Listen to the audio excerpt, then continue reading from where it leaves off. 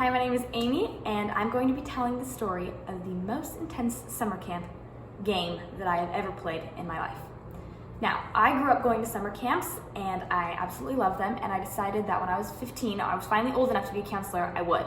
So I roped my best friend into it, and we were counselors for the youngest group of girls in that age group. They were 8 years old. So we had 7 or 8 8-year-olds, 8-year-old girls. It was intense, it was wild, it was a week long, it was really hard, but I loved it. And so it was probably day 3. We're getting a little, we're living together. It's a lot of work. And we hadn't won any games yet because we were small and we didn't have a lot of enthusiasm, and there were a lot of middle schoolers, and that was just intense for our group. We decided, you know what, we're gonna beat these boys right next to us. These boys were the other 8-year-olds, the youngest of the group. So we had boys and girls. We're gonna beat them. And I'm like hyping our girls up. We got this. Now the game was, you have a sponge, you run down, you fill it up from a bucket of water, and you come back, and you squeeze it, and you try and fill up your bucket to a certain line. Pretty simple, right? That's what we thought too. That was my first mistake.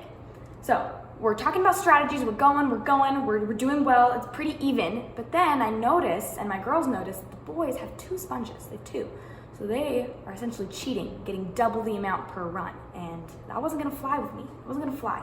So I called them out. It's like, hey, no cheating. Well, let's play fair, And one of my girls says, yeah, play fair, that's cheating. So she kicked their bucket and knocked it over. I was like, oh my gosh, that was not the way to handle that. But you know what? Okay, here we go. New mission. Handle this situation. So the boys are not happy because not only were they cheating, we have now sabotaged them. It's intense. So I noticed that they were gonna try and kick over our bucket to even the playing field. And I was like, wait a second, let's not be ridiculous. So I pick up the bucket full of water. We weren't gonna win, but whatever. I'm like, hey, let's not start this war. The war had already started. I had 10 8-year-old boys viciously trying to get this bucket from my hand. And I'm, protecting it. I've lost all the water by now. And one of them hits it, and it cuts my finger. The plastic bucket has now sliced my finger, and now there's blood. The entire group of 8-year-olds are now screaming that my pinky is bleeding, and I'm probably gonna have to cut it off at this point. And other teams have won, middle schoolers have won, it's over, but now I've got screaming, crying 8-year-olds everywhere. And the camp director has to come over and can't get everyone's attention to calm them down. So he pulls out the hose, and he just hoses everyone down. And now, not only are we upset, we are now cold and wet, and my finger is still bleeding.